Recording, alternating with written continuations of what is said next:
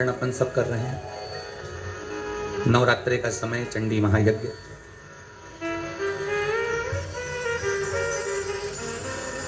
शिव की दया से मिलता है।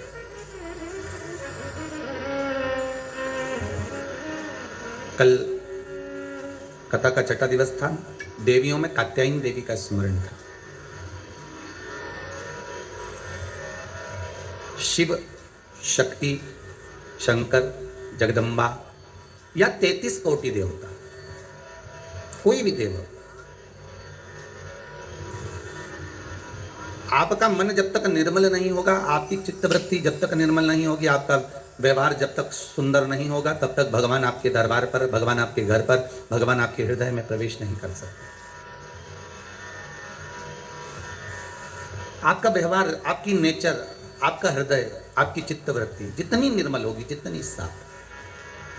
हम कई बार लोगों से कहते हैं अपना तन का कपड़ा भले साफ ना हो चलेगा, पर मन बहुत साफ रखना साफ। आज ये कोरोना महामारी के अंतर्गत यही देखा जा रहा है, मन क्लीन रखिए।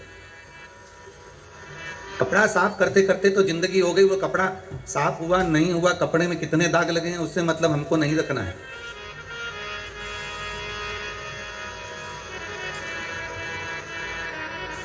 उस कपड़े में कितने जगह से वो फटा हुआ है, कितनी जगह से उसमें गंदगी लगी है, हमें उससे मतलब नहीं रखना है। यह मन गंदा नहीं होना चाहिए। हमें भगवान से इतनी प्रार्थना जरूर करना कि हम दूसरे के दोष ना देखें, हम दूसरे की गलतियां ना निकालें।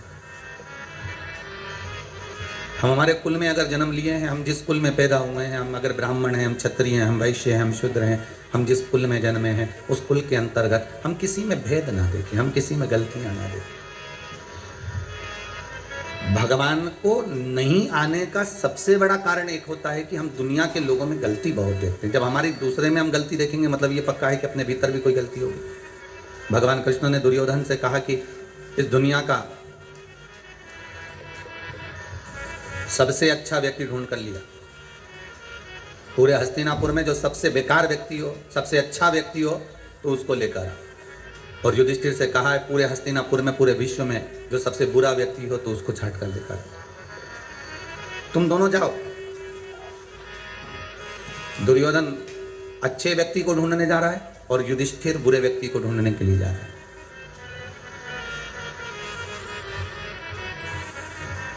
कई दिन लग गए इनको ढूंढने में, पर दुर्योधन को कोई अच्छा नहीं मिलता। दुर्योधन किसी को भी अगर देखता है ना, तो उसमें पहले गलतियां देख लेता है। दुर्योधन अगर किसी से मिलता है तो उसमें गलती ढूंढ लेता है। युधिष्ठिर को बुरा नहीं मिला, क्योंकि युधिष्ठिर जिससे भी मिलता है ना, उसमें कुछ ना कुछ अच्छा ही देख लेता है।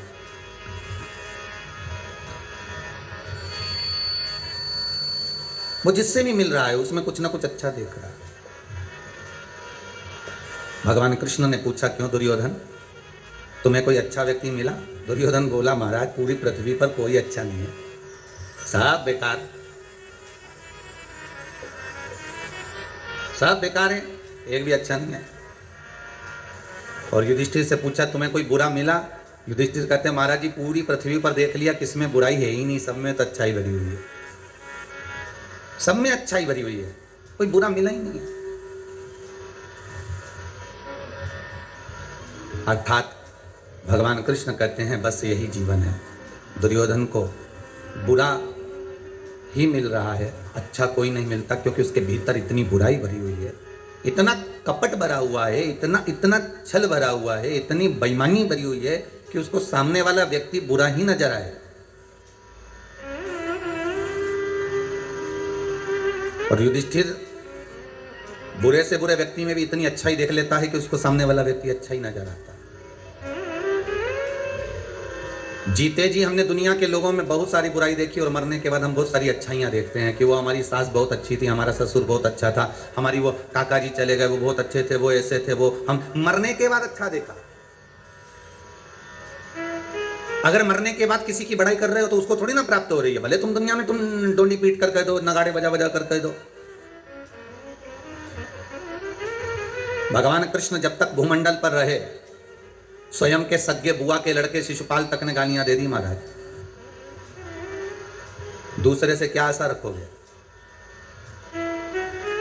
स्वयं की बुआ का लड़के भगवान कृष्ण की बुआ के लड़के, और भगवान दाऊद जी महाराज से कह रहे हैं ये बुआ का लड़का है और इतनी मुझे गालियां दे रहा है, आपको दिख रहा है? तो दाऊद दादा कहते हैं बुआ का ही लड़का है ना, दे लेने दे गाली। नहीं, कभी चोर कह रहा है, कभी कपट कर रहा है, कभी छल कर रहा है, कभी ग्वाला कर रहा है, कभी शब्दों पर शब्द बाण चलाए जा रहा है। तू क्यों चिंता करता है कन्हैया, बोलने दे। कन्हैया कहते हैं नहीं, दुनिया में दूसरे अगर व्यक्ति कोई उंगली उठाए, दूसरा व्यक्ति अपशब्द कहे, दूसरा व्यक्ति ताने दे, दूसरा व्यक्ति गालियां दे, चल जाएगा, पर कोई अपना ही जो अपनों से जुड़ा हुआ है, वो अपना ही जब उंगली उठाता है, अपना ही व्यक्ति जब ताने देता है, अपना ही व्यक्ति जब गालियां देता है, अपना ही व्यक्ति जब अपशब्द कहता है, तो बड़ा बुरा लगता है। मेरे कृष्ण कह रहे,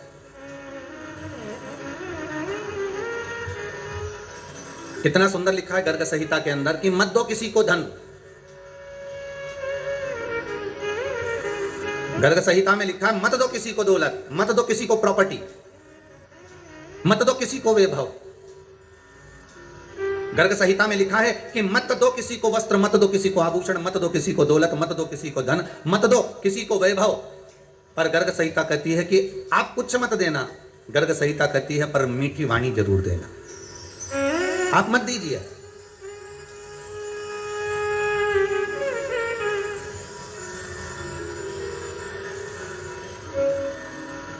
एक मिठास से परिपूर्ण वाणी जरूर प्रदान करिए।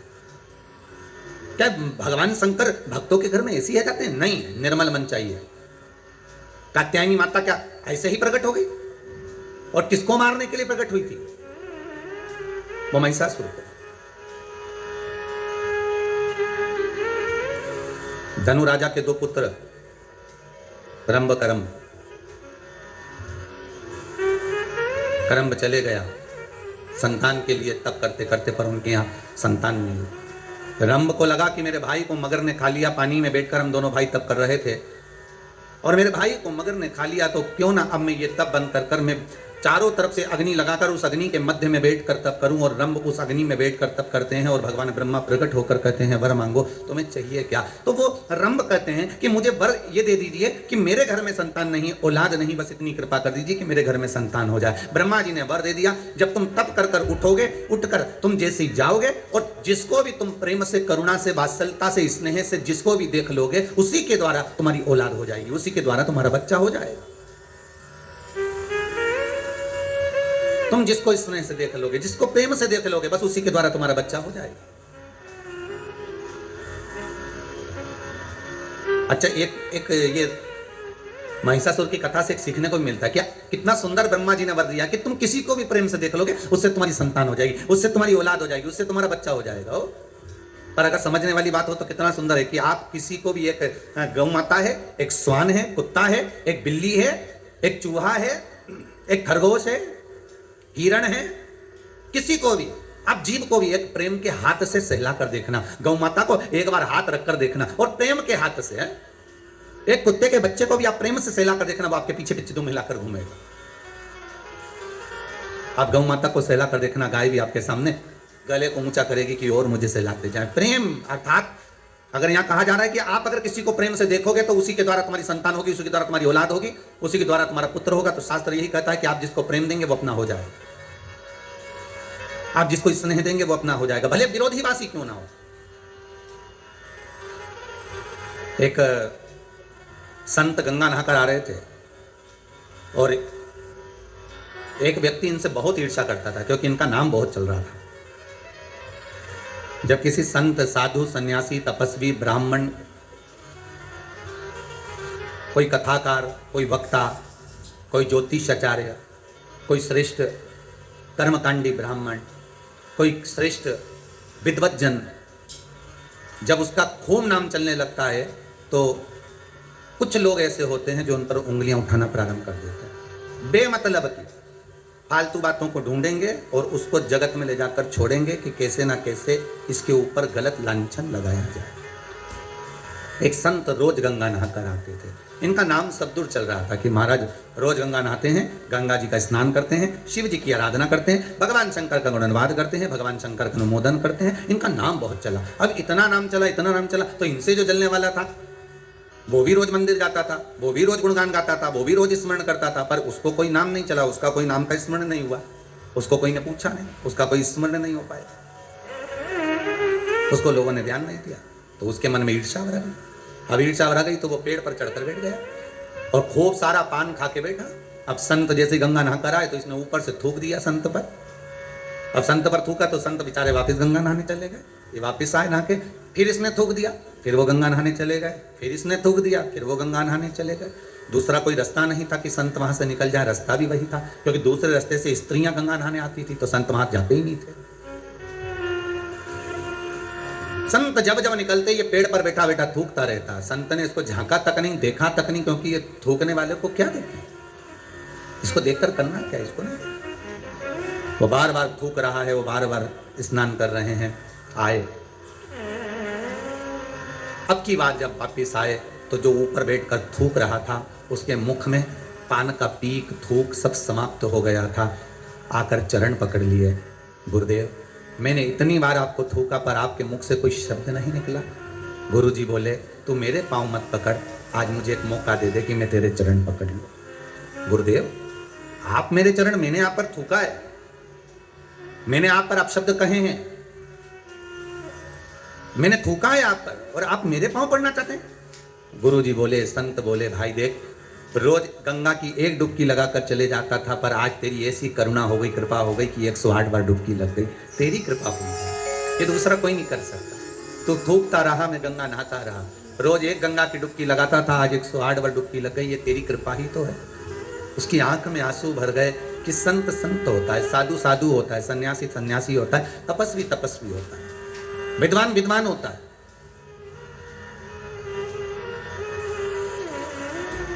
दुनिया के लोग कितनी भी उंगली उठाएं, कितने भी ताने दे, कितने भी अपशब्द कहें, आप मौन रहिए, संत जैसा भाव रखिए। आपकी निर्मल चादर, निर्मल भीतर से निर्मलता का भाव होना चाहिए। भाव शुद्ध होगा, भगवान मिल जाएगा, मिलेगा। रंभ को वर मिल गया कि तुम जिसको प्रेम से देख लोगे उसी के द्वारा तुम्हें संतान हो जाएगी। बस प्रेम,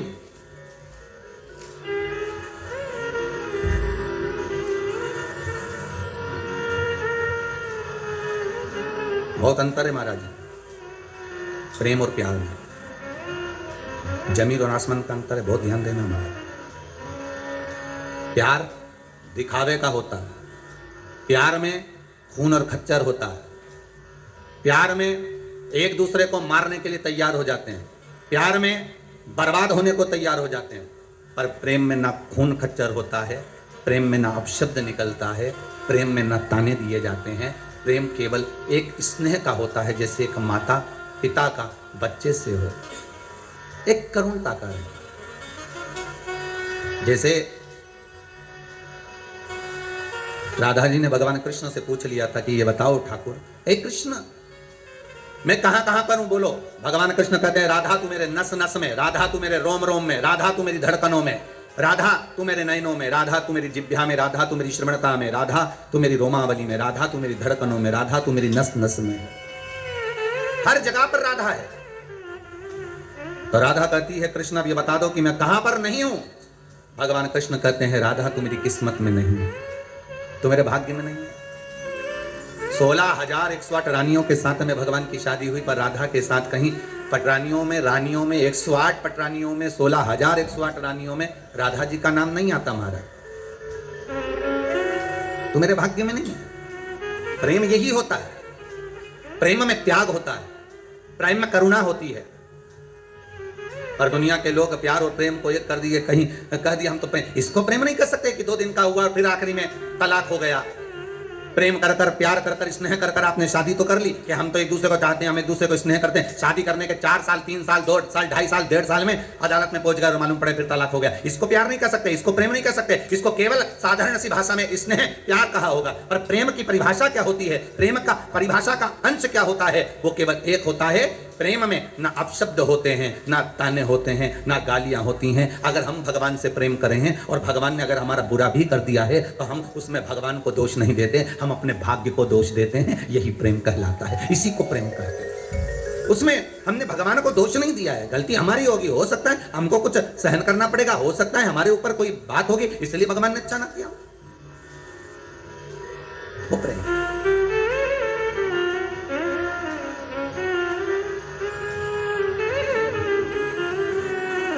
वो प्रेम था महाराज।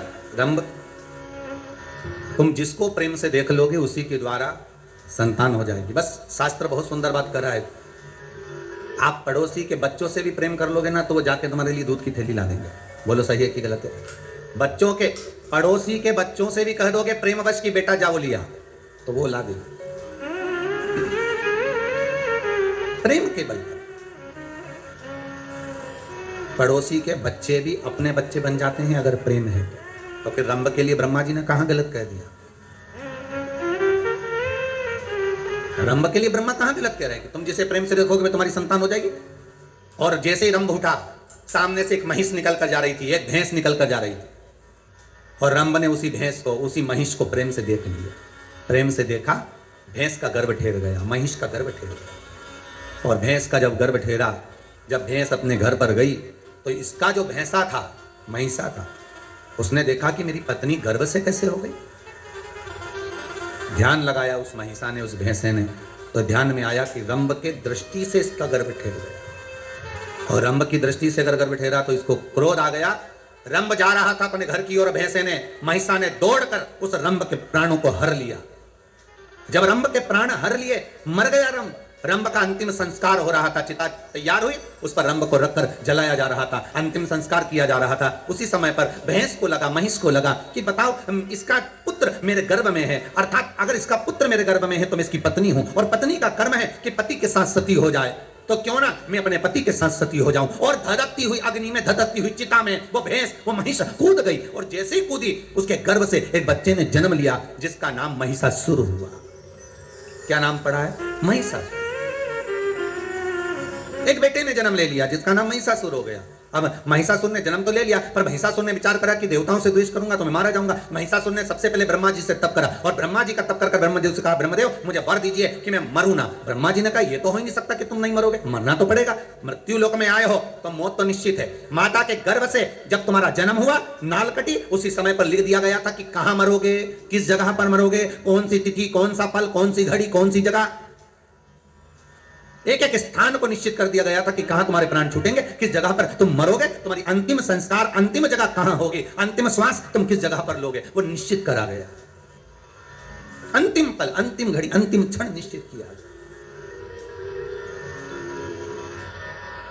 इसलिए शायद कबीरदास जी कहते हैं, गुरु की करनी गुरु भरेगा, चेला की करनी चेला उड़ जाएगा हंस अकेला। जिसके कर्म का भोग जिसको भोग।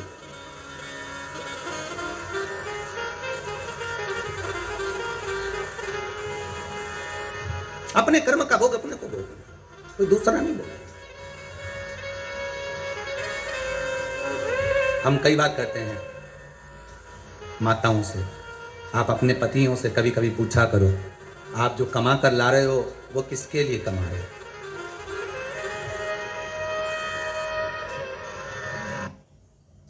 %15 इंक्रीमेंट बढ़िया तो है, पैसे के पीछे मत भाग, स्लो एंड स्टेडी। कभी कभी पूछ लिया करो, कुछ बिगड़ेगा नहीं। और पति बोले कि तुम्हारे लिए कमा रहे हैं, बच्चों के लिए कमा रहे हैं, तो पत्नी का फर्ज है कि पति से कह दे कि कमाओ, मना नहीं है, पर थोड़ा थोड़ा सत्कर्म भी करते जाओ। अभी इतनी भयंकर कोरोना महामारी चल रही है, कहीं बन सके तो थोड़ा पुण्यपन भी कर लें, थोड़ा सत्कर्म कर लो, हम कर ले।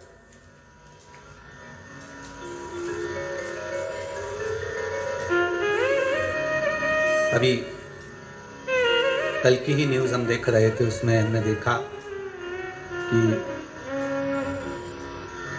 एक बाप का 27 साल का लड़का इस कोरोना महामारी में शांत हो गया। शमशान में जब गया तो अंतिम संस्कार करने के लिए लकड़ी के पैसे नहीं थे। कल की न्यूज़ में हम देख रहे हैं। क्यों भैया? क्या उस व्यक्ति के कोई रिश्तेदार नहीं होंगे क्या? कोई काका, मामा, बुआ, फूफा, नाना, नानी रिश्तेदार नहीं होंगे क्या? होंगे।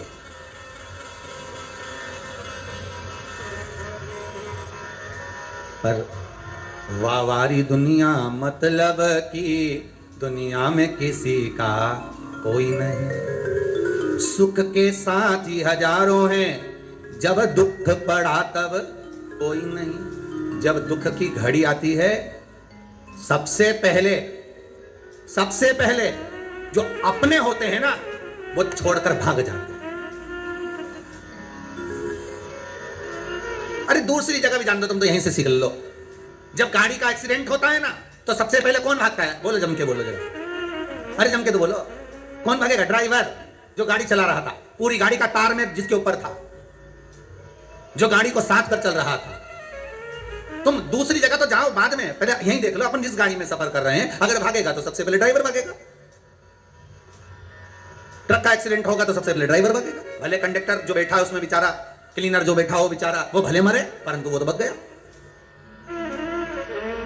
उसी तरह जब दुख की घड़ी रहती है, सुख की घड़ी में तो आपके दूसरे भी अपने हो जाते हैं। आप उनके पहचानते हो? हमारे काका जी का बुआ का लड़के का लड़का उन्हीं के यहाँ भी आया है। अगर पैसे वाला होगा तो ऐसे परिचय निकाला जाएगा। अगर धनपति होगा तो परिचय निकालने में देरी नहीं लगेगी, और कहीं का गरीब होगा तो कोई परिचय नहीं निकालेगा। अरे भैया कौन परिचय? तो यहाँ क्या उसके काका बुआ फूफा कोई नहीं थे? पर होंगे। पर सुख के समय पर सब साथ हैं, पर दुख के समय पर कोई साथ नहीं। और मेरा निवेदन रहा है, आज फिर कहता हूँ, उस दुख की घड़ी में हो चाहे सुख की घड़ी में हो, मेरा निवेदन है, उस भोलेनाथ को भूलना मत। शंकर आएगा, तुम्हारा सारा कार्य कर कर वही जाएगा। माता के स्तनों में जब वो दूध दे सकता है पेट भरने के लिए, बच्चों के लिए, तो मरने के समय पर भी अगर कोई वचन निभाने वाला होगा तो वो परमात्मा ही होगा। दूसरा कोई नहीं आने वाला, आएगा तो वही आएगा, कोई दूसरा नहीं।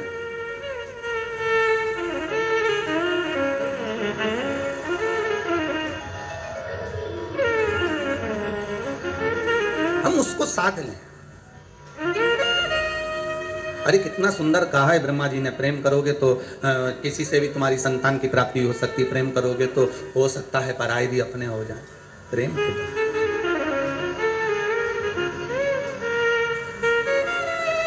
हो सकता है, प्रेम के बल पर। और जब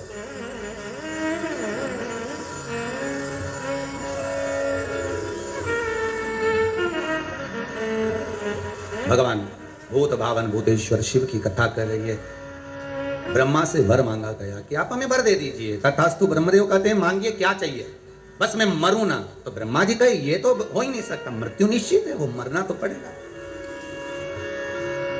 मृत्यु निश्चित है, पर भय खाकर मत मरना।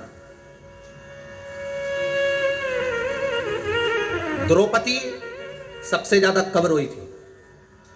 जिन्होंने भागवत सुनी हो तो उत्तर जरूर दीजिएगा। टीवी चैनल के माध्यम से जितने लोग आस्था टीवी पर कथा सुन रहे हैं उनसे भी निवेदन है, बोलो, अपने मन से बोलो। उत्तर तो हम बता ही देंगे, पर आप थोड़ी सी देर के लिए सोचो कि द्रौपदी सबसे ज्यादा कब रोई थी? उसका चीर खिंचाया जब रोई थी क्या? वन में गई थी तब रोई थी क्या? सारे रिश्तेदारों के सामने वस्त्र खींचा गया तब रोई थी क्या? नहीं। द्रौपदी सबसे ज्यादा कब रोई थी? जब सोते हुए 5 पुत्रों का वध हो गया था। कब रोई?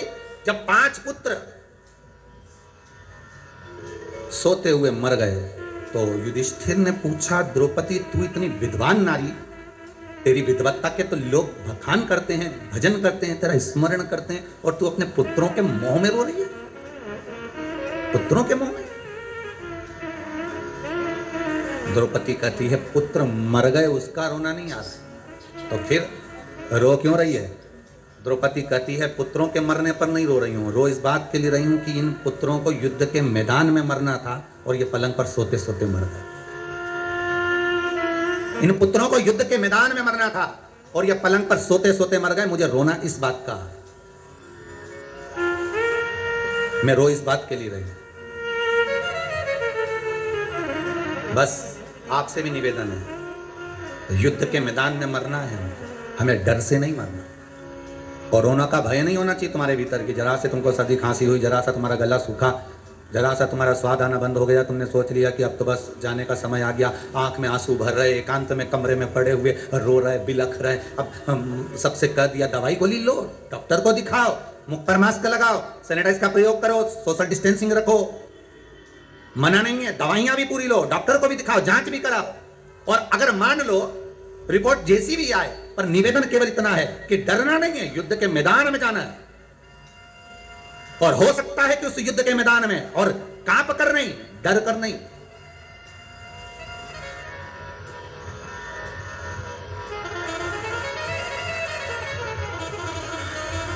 भय से नहीं जाना।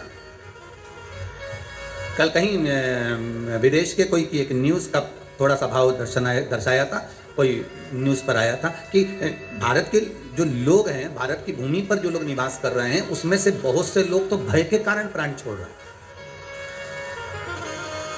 भय नहीं होना चाहिए। होगा वही जो मंजूर है भोले होगा, जो मेरे शंकर के हाथ में होगा वही होगा। आप कितना भी बस आप तो ये भाव रखो कि भगवान शिव आपके सम्मुख में आ जाए और शंकर का मैं गुणगान कर लूं, शंकर का मैं स्मरण कर लूं, और कुछ नहीं।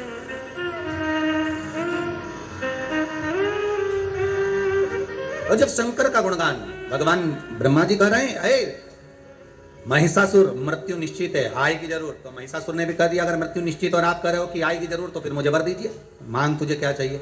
मरूं तो स्त्री के हाथ से मरूं, स्त्री के हाथ से। ब्रह्मा जी हंस दिए, मुस्कुरा दिए। जब कोई ऐसा वर मांगते हैं ना तो ब्रह्मा बड़े हंसते हैं।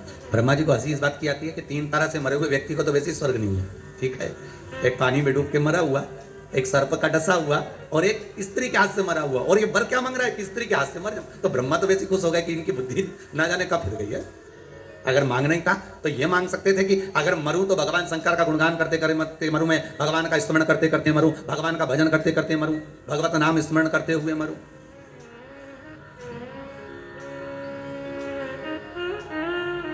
अरे कई लोग कहते हैं महाराज जी हम बड़े परेशान हो गए, संसार से हम तो ऊब गए महाराज, अब तो हमने सोच लिया कि हम तो मर जाएंगे।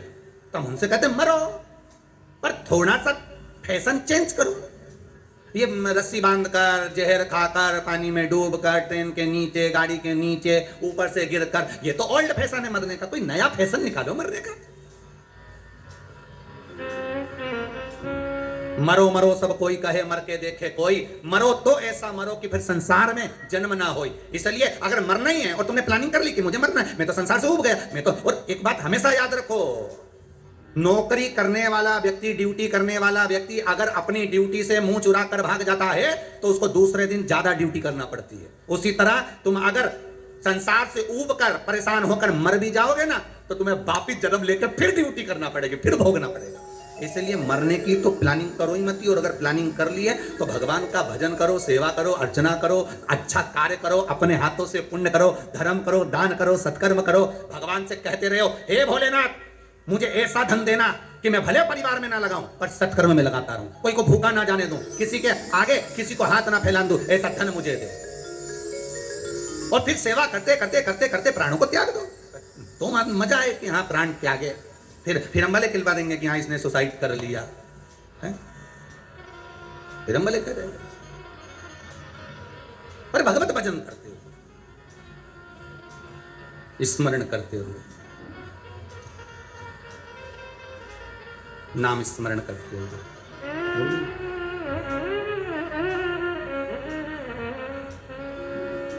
मुझे दास बना कर रख लेना,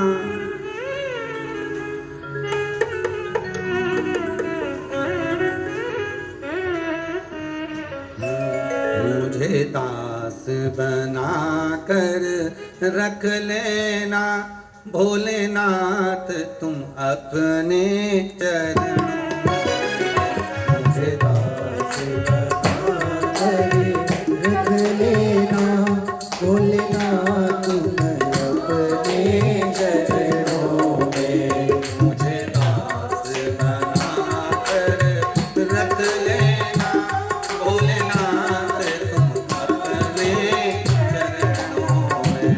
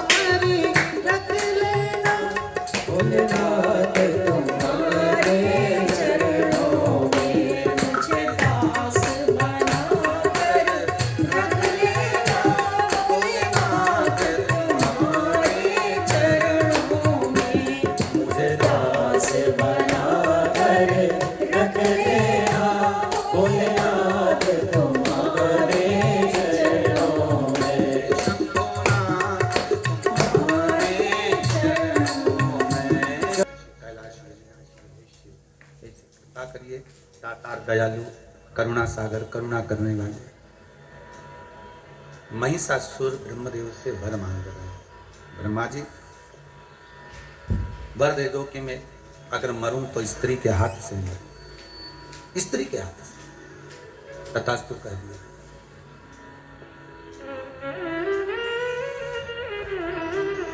ठीक है, पर तुम मांग रहे हो मरने का कि स्त्री के हाथ से मर जाऊं, पर समझ नहीं पा रहे हो। ब्रह्मा जी बोले हमको वर देना, हम तो दे दिया है, कोई दिक्कत वाली बात नहीं, हमें देने में कोई दिक्कत नहीं है, हम तो वर दे देंगे, आशीर्वाद भी दे देंगे कि हाँ तथास्तु, और तुम्हें मिल भी जाएगा। होता है।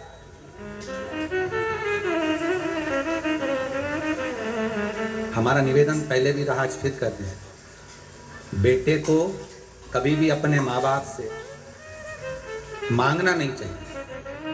तब जब कमाने लग जाओ, नहीं कमाओ जब तक आप अपने माँ बाप से मांग लोगे चल जाएगा, बट तुम जब कमाने के लायक हो जाओ, शरीर ऐसा हो गया कि तुम कमा सकते हो, नौकरी सर्विस धंधा पानी जो कर सकते हो, फिर नहीं मांगना माँ बाप से।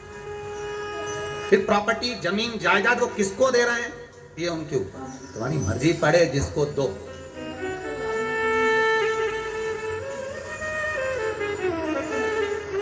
क्या चाहिए?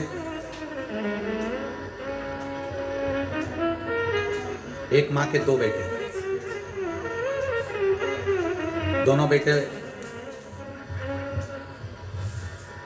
अपनी माँ से कहते हैं, माँ हाँ बेटा क्या है बोलो, तो माँ बस आपसे कुछ बात करना है, कर लो, क्या कहना है वो बोलिए। एक बेटा बोलता है, माँ मुझे जो आपने मकान बनाया है और जो जमीन है दुकान है वो मुझे दे दो।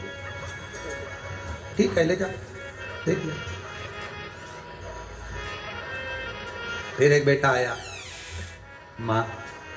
माँ बोली बेटा दुकान भी उसने ले ली है, मकान भी उसने ले लिया है, जमीन भी उसने ले ली है। बेटा कहता है, माँ आशीर्वाद तो दे दे। क्या दे दे? आशीर्वाद।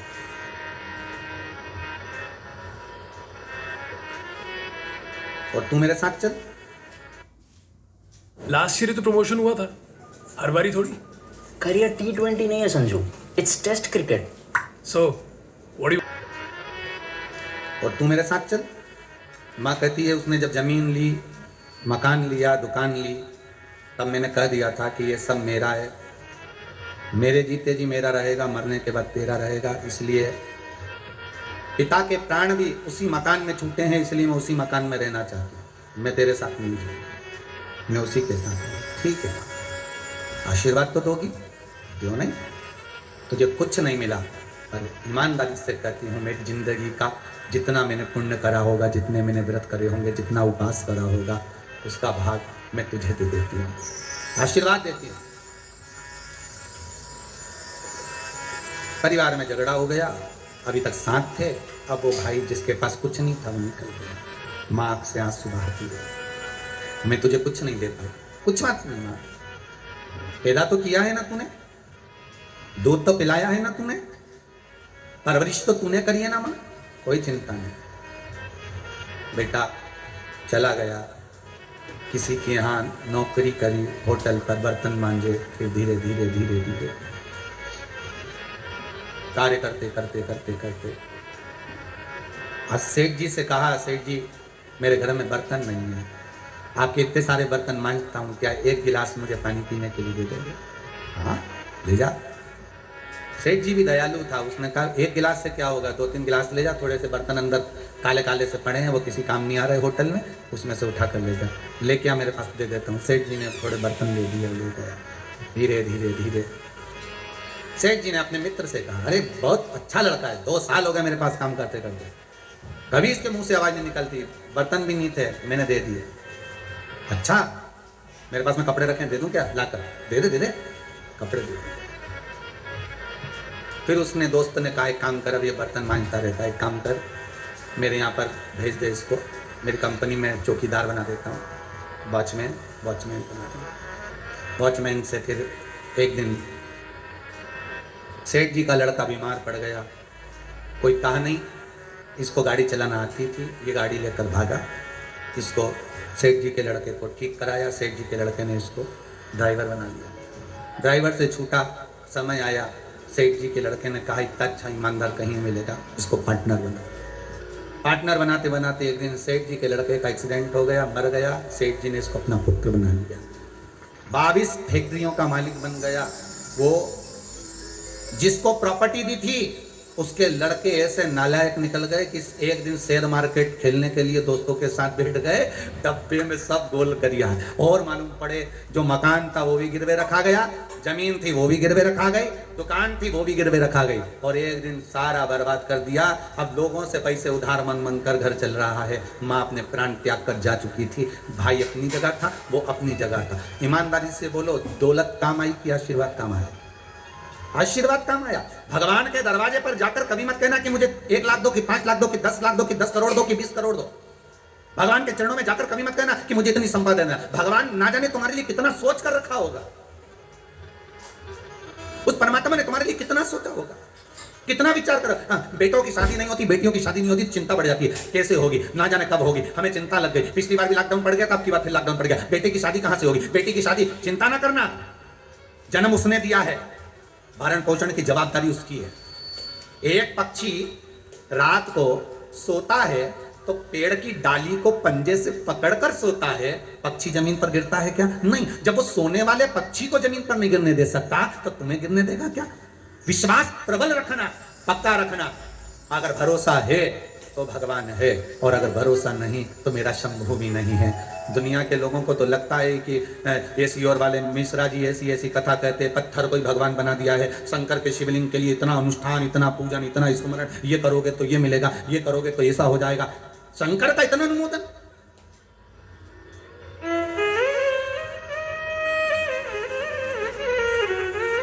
कई लोगों को तो ये बात भी बुरी लगने लगी कि भाई इतना शंकर की पूजन करा रहे हैं और देवताओं का हमारा नाम तो चल ही नहीं रहा, हमारा तो पूजन हो ही नहीं रहा, हमारा तो स्मरण, हमारा तो कहीं नाम ही खत्म होते जा रहा है। तो कई लोगों को वो भी टेंशन है कि शंकर का उपासना, शिव का ही भजन, शंकर का अनुमोदन, शिव की करुणा, शंकर का अनुमोदन, शिव का भजन, बस यही है।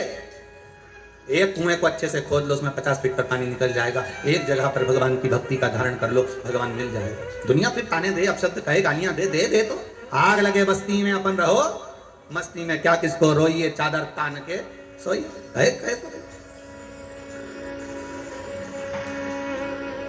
बोलेंगे लोग, बोलने वाले बोलते रहे। मांग ले, तुझे क्या मरना है, निश्चित है, मृत्यु आएगी, पक्का है, पर स्त्री के हाथ से मरूंगा, ठीक है भाई। समय आ गया, आया समय।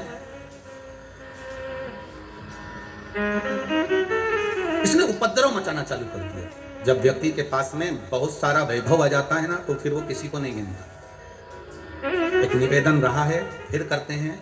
घर में अगर धन आ जाए ना, नाव में अगर छेद हो गया, पानी भराने लगा, तो दोनों हाथों से उलीचकर पानी को बाहर फेंकते रहना, नहीं तो नाव उसी पानी के बोझ से डूब जाएगी। उसी तरह घर में अगर पैसा आने लगे, भगवान अगर धन देने लगे, तो दोनों हाथों से दान करते रहो, पुण्य करते रहो, शिव महापुराण की कथा करवाते रहो, सत्संग कराते रहो, दुनिया का कल्याण करते रहो, तो नाव चलती रहेगी। नहीं तो एक दिन यही पानी प्रवेश कर उस नाव को डुबो देगा। कहीं पत्नी की दृष्टि में आ जाएगा कि इतना पैसा आ रहा है, बच्चों की दृष्टि में आ जाएगा इतना धन आ रहा है, भाई बंधु की दृष्टि में आ जाएगा इतना पैसा आ रहा है।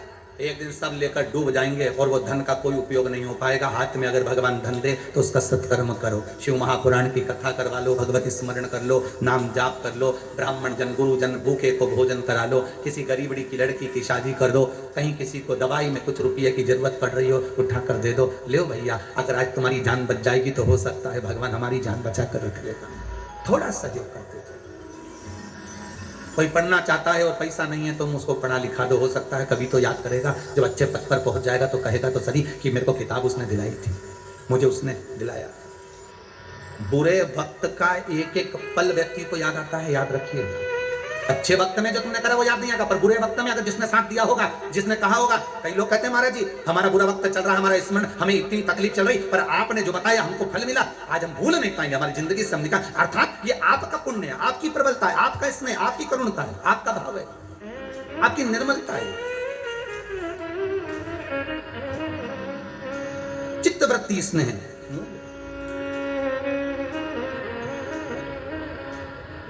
और आया समय, मृत्यु थी, स्त्री के हाथ से मरना था। एक कत नामक ऋषि हुआ, क्या नाम था? कत।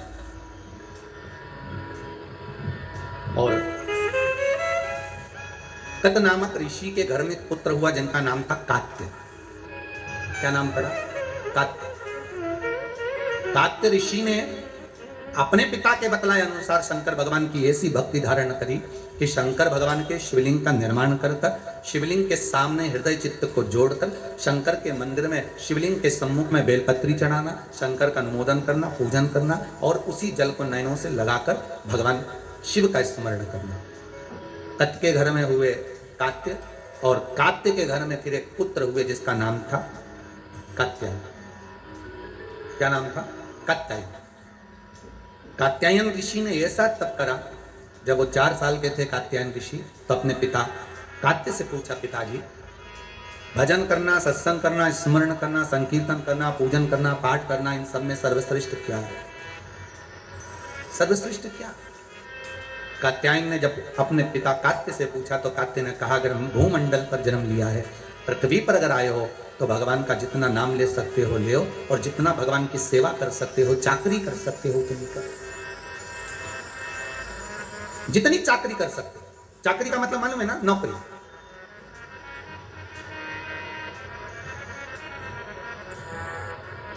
भगवान के मंदिर में भी अगर आप जा रहे हो तो ये भाव रखकर जाना कि हम सेठ जी के घर में नौकरी करने जा रहे हैं। थोड़ा झाड़ू लगा दिया, पोछा लगा दिया,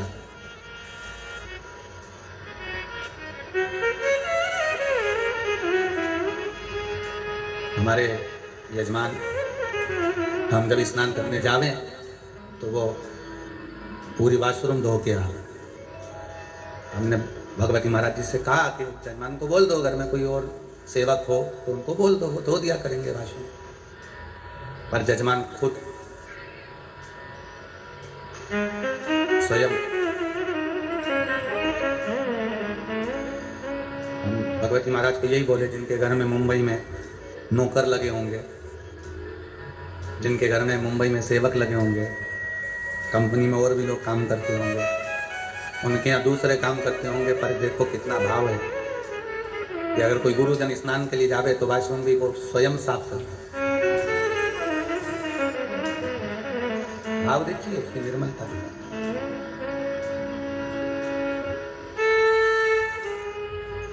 निर्मल भाव। चाकरी कर लो। पहले भी कथा में काज फिर कहते हैं, जिस मंदिर में कोई ना जाए उस मंदिर में तुम जाओ, जिस मंदिर में लोग पानी ना चढ़ाएं उस मंदिर में तुम चढ़ाओ, जिस मंदिर में लोग झाड़ू ना लगाएं उस मंदिर में तुम लगाओ, जिस मंदिर में लोग पोछा ना लगाएं उस मंदिर में तुम लगाओ। शंकर के मंदिर में जहाँ कोई ना जाए वहाँ एकांत में जाकर तुम बैठ जाओ। मंदिर को साफ करो, धो पोछो, शिव जी का श्रृंगार कर दो, घर से चंदन ले जाकर लेपन कर दो, कहीं की पत्ती वत्ती तोड़कर बाबा का श्रृंगार कर दो, थोड़ा एकांत में बैठकर शंकर जी से बात कर लो। 1 महीना कर कर देख लो, फिर कह देना कि सीवर वाला महाराज झूठा है, उसकी वाणी झूठी है। जिस मंदिर में कोई नहीं जाता हो, जिस मंदिर में कोई पहुंचता नहीं हो, ऐसे शंकर के मंदिर में तुम जाकर झाड़ू लगाकर, पानी डालकर, साफ कर कर, शिव जी का श्रृंगार, पार्वती का श्रृंगार, गणेश जी का श्रृंगार, कार्तिक का श्रृंगार, बढ़िया मल कर स्नान कर कर। तुम्हारे पास में कुछ भी नहीं है, मत चढ़ाओ, पेड़ पौधों की पत्तियां तोड़कर चढ़ा दो, घर से थोड़ा सा चंदन ले जाओ, उसको घिरला घिस कर, भले गोपी चंदन हो, सादा चंदन हो, लाल चंदन हो, पीला चंदन हो, जो हो वो भगवान को लगा दो। श्रृंगार कर कर थोड़ी देर, बन सके तो अगरबत्ती, धूप बत्ती, दिया जो हो लगाओ, नहीं हो तो बाबा का श्रृंगार करके थोड़ी देर, जहाँ तुमने झाड़ू पोछा लगाया, बाबा का श्रृंगार करा। भले उस मंदिर में कोई नहीं जाता, भले उस मंदिर के अंदर कोई प्रवेश नहीं करता, पर तुम एकांत में बैठकर उससे थोड़ा सा स्नेह करने का प्रयास करिएगा। 1 महीना कर कर देखना, उसकी नौकरी तनख्वाह वो देना चालू करेगा। कितनी तनख्वाह देता है वो जानेगा। तो नौकरी कर तो सही,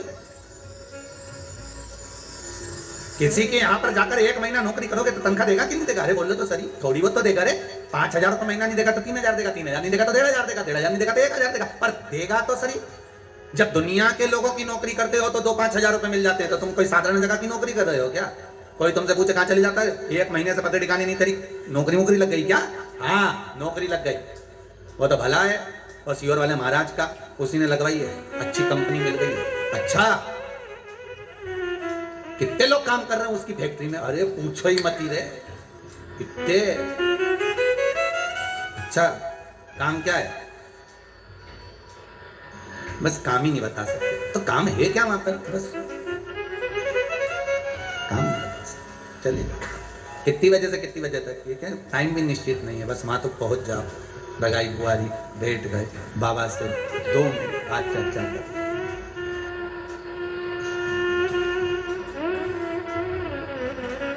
2 मिनट बैठ कर आप बस बाबा से चर्चा कर ली।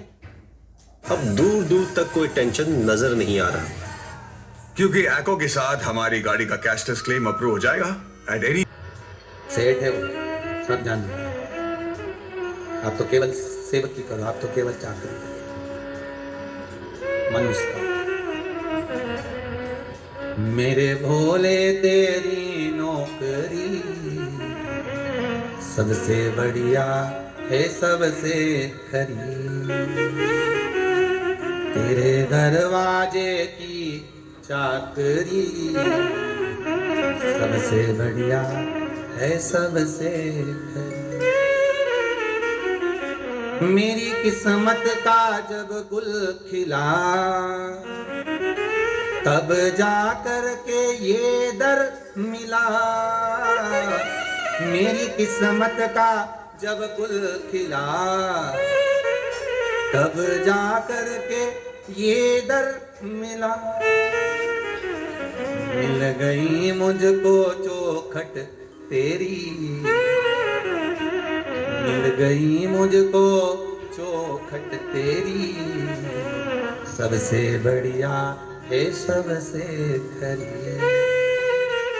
तेरे दरवाजे की चाकरी सबसे बढ़िया है सबसे खरी। मनुष्य का वो क्या दे।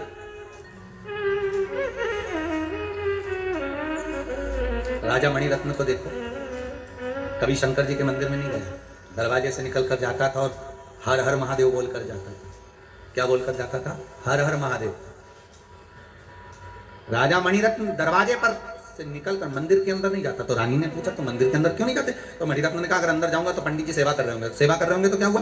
पंडित जी सेवा कर रहे होंगे तो मेरे को देखेंगे तो सेवा छोड़ देंगे, क्योंकि मैं राजा, और राजा को देखकर सेवा छोड़ेंगे और मेरे सामने हाथ फैलाकर कहेंगे महाराज हमको ऐसा दे दो। जब त्रिलोकी का नाथ त्रिकालदर्शी कैलाशी शंभू बैठा है और उसके सामने लोग मेरे हाथ जोड़े और मुझसे कहें कि मुझे ये दे दो, ये अच्छा नहीं लगेगा। हम कई बार कथा में कहते हैं, आज फिर कर रहे हैं कि आप किसी पर विश्वास करो ना करो, पर शंकर पर विश्वास जरूर करो। शंकर पर भरोसा जरूर। मेरा शंभू, मेरा त्रिकालदर्शी, मेरा कैलाशी, मेरा शंकर वो अड़भंग है, आनंद है। अड़भंग। अरे सबके शरीर में देवी देवता आते तो कि इनके घर में पितर जी आ गए, इनके घर में कुल देवी आ गई, इनकी अम्मा आ गई, इनके पिताजी आ गए, तो कहा एक जनी को माता जी आ गई, तो एक जनी को काली जी आ गई, तो एक जनी को वो देवता आ गया। पर तुमने कभी सुना कि किसी को शंकर जी आ गया? अरे बोलो तो सही। नहीं तुमने कहीं सुना हो कि किसी को हनुमान जी आ गया? विचार करो। शंकर और शिव का स्वरूप जो होगा, चाहे हनुमान हो चाहे भैरव हो, कभी नहीं आता। वो किसी के शरीर में प्रवेश नहीं करता, क्योंकि वो उसका एक एक अंश इतना प्रबल है, अगर प्रवेश कर गया तो फाड़ के निकल जाए शरीर में से। ये साधारण है क्या?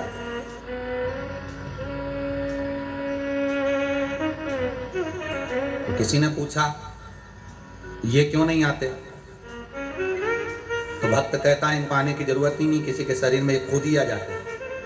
कोई बुलाए तो सही, ये शरीर में नहीं आते, ये खुद आ जाते हैं। हनुमान को अगर दिल से पुकारिए, थोड़ी देर बैठकर राम नाम का जाप करिए, हनुमान जी सामने आकर खड़े हो जाएंगे। शंकर का दिल से पुकारिए, एक लोटा पानी चढ़ाइए, शंकर जी सामने आकर खड़े हो जाएंगे। भैरव का स्मरण करो, थोड़ी देर दिल से पुकार लो, भैरव सामने आकर खड़े हो जाएंगे।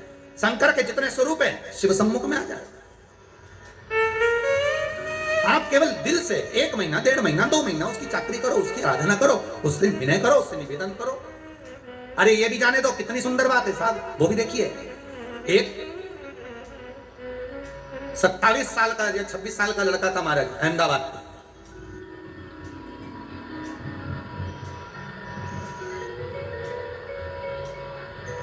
नवीन भाई कर उसका नाम है। देखो उसके मकान का नंबर वगैरह हमारे यहाँ सीहोर में लिखा होगा।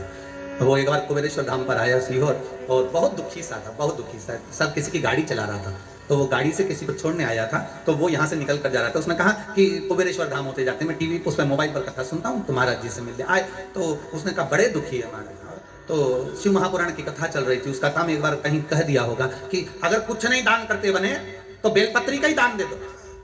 एक बार कहीं कथा में कह दिया होगा लॉकडाउन के समय पर, उसने सुन लिया उस कथा में, तो उसने प्रश्न किया कि बेलपत्री का दान कैसे होता है। तो बात ही बात में हमारे मुख से निकल गया कि सावन का महीना आए और सोमवार या रोज प्रतिदिन लोग शंकर जी को बेलपत्री चढ़ाने के लिए ढूंढते हैं, बेलपत्री नहीं मिलती है। तो एक काम करा करो कि पेड़ पे से बेलपत्री तोड़कर, निकाल कर, छाट कर, धोकर सबके घर में 5-5, 10-10 देकर आ जाया करो। ये भी दान है, ये भी दान है। और अगर गुरुजी किसी के घर में शंकर जी नहीं होगा तो बेलपत्री कहां चढ़ाएगा? अरे भाई, अगर बेलपत्री पहुंच जाएगी तो फेंकेगा थोड़ी ना, किसी भी देवता को चढ़ाएगा तो सर तेरा काम है देना, तू तो दे दे, तुम्हारा काम देने का है, टेंशन नहीं लेने का है। कई लोगों को टेंशन हो जाता है, मंदिर में देवी जी को इतनी सारी साड़ी चढ़ती होगी तो पंडित जी क्या करता होगा, सत्यनारायण भगवान के कथा होती है तो इतना सारा प्रसाद चढ़ता होगा तो महाराज क्या करता होगा। अरे तुम्हारा काम है देना, महाराज का काम है लेना, बाकी की टेंशन महाराज की। तुम तो अपना काम करो, तुम्हें क्या करना, तुम तो अपना कर्म किए जाओ।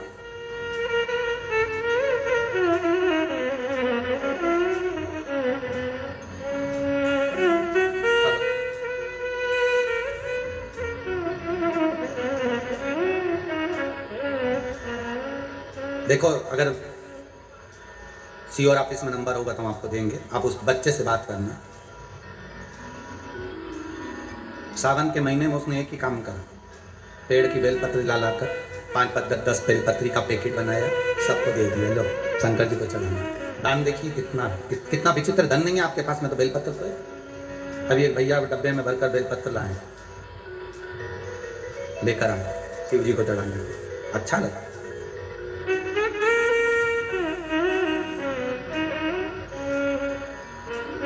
ये दान देखिए बेलपत्र।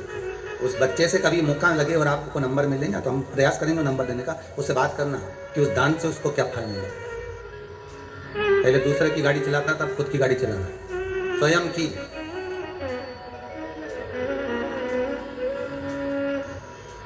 नहीं है हमारे पास में देने का कुछ, भाव तो है, निर्मल मन सो मोहि पावा, बहुत है, उतना दे दीजिए, बहुत।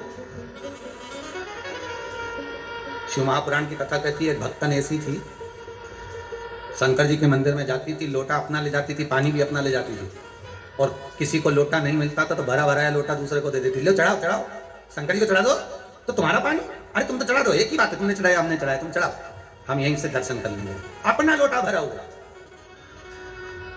और नहीं तो आज के जमाने में लोग लड़ाई कर ले, हमारा लोटा क्यों उठाया, हम पानी लेकर आए थे, हमारा दूध रखा था, हमारा दही रखा था, तुमने क्यों भगवान को चढ़ाया, तुमने क्यों थाली उठाई, तुमने क्यों फूल चढ़ाया। पर उसने कह दिया उठा लो चढ़ा। एक भक्त ने ऐसी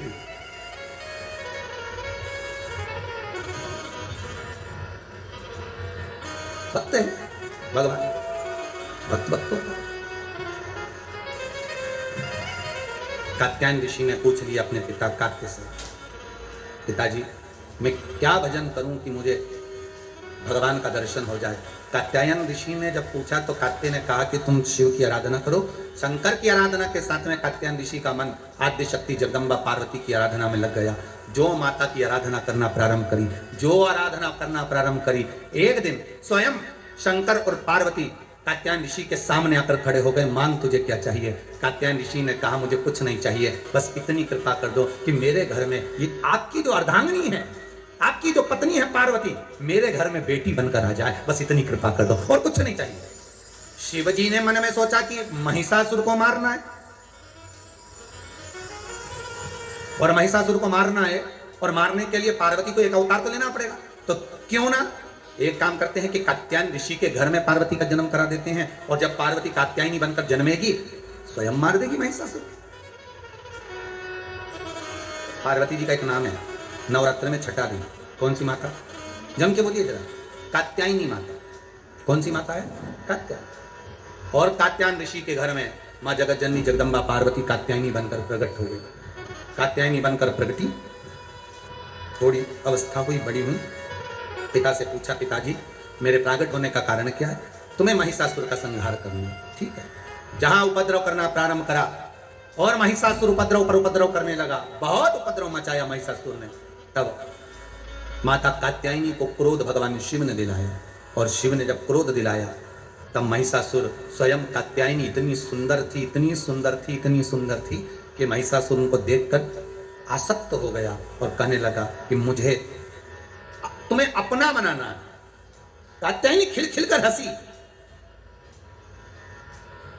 और देवताओं ने पुकार दिया, तेरे भक्त जनों पर माता भीड़ पड़ी है,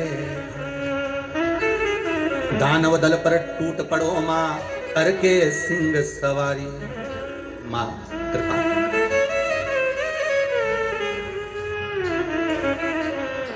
और सो सिंहों से तू बलशाली, अष्ट हो जाऊं वाली, दुखियों के टुकड़े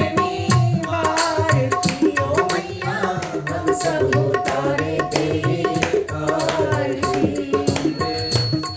जगदम्बे काली, जय दुर्गे कप्पर वाली, तेरे ही गुण गाए आरती ओ मैया, हम सब उतारे तेरी आरती।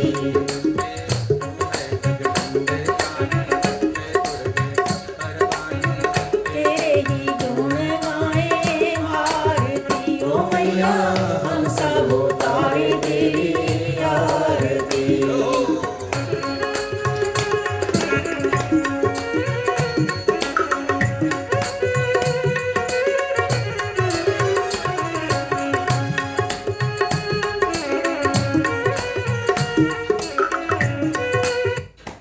McDonald's Buddy Meal for 2 starts at just ₹119. भक्त जनों पर माता भीड़ पड़ी है भारी, तेरे भक्त जनों पे माता भीड़ पड़ी है भारी, तेरे भक्त जनों पर माता भीड़ पड़ी है भारी, तेरे भक्त जनों पर माता भीड़ पड़ी है भारी। दानव दल पर टूट पड़ो मां, दानव दल पर टूट पड़ो मां करके सिंह सवारी। सौ सिंहों से तू बलशाली, अष्ट हो जाओ वाली, दुखियों के टुकड़े की आरती ओ मैया, हम सब उतारे तेरी आरती। तू है जगदम्बे काली, जय दुर्गे खप्पर वाली, तेरे ही गुण गाए आरती ओ मैया, हम सब उतारे तेरी आरती। माता कात्यायनी बाहर निकली, पिता कात्यायनी को देखा, पिताजी जिस कारण मेरा जन्म हुआ है आज मुझे सिद्ध करना है। महाराज जो कात्यायनी मैया बाहर निकली, सिंह की आवाज लगाई और सिंह को जैसे धाड़ा, मां चीख कर बुलाई और जैसे ही चीख कर बुलाया और बुलाते से ही उसी समय, उसी पल, उसी घड़ी, उसी क्षण से दौड़ कर माँ बेटे का है इस जग में बड़ा ही निर्मल नाता, माँ बेटे का है इस जग में बड़ा ही निर्मल नाता। माता सुनी को माता, पूत कपूत सुने हैं वरना माता सुनी को माता। सब पे करुणा दर्शाने वाली, अमृत बरसाने वाली, सतियों के सत्य को संवारती ओ मैया, हम सब उतारे तेरी आरती। अम्बे तू है जगदम्बे काली, जय दुर्गे खप्पर वाली, तेरे ही गुण गाए आरती ओ मैया, हम सब उतारे तेरी आरती। माता ने सिंह से कहा, सिंह मैं तेरे ऊपर चढ़ूंगी और जब महिषासुर सामने आए ये मुझ में डूबा रहेगा, मुझे पाना चाहता है और उस समय पर तू कूद पड़ना, भैंसे पर सिंह तू चढ़ जाना और भैंसे पर सिंह तू चढ़ना, और जब भैंसे पर सिंह तू चढ़ जाएगा और मैं त्रिशूल लेकर जब महिषासुर की छाती में मारूंगी तब महिषासुर के प्राण छूट जाएंगे। और दौड़ पड़ी मैं,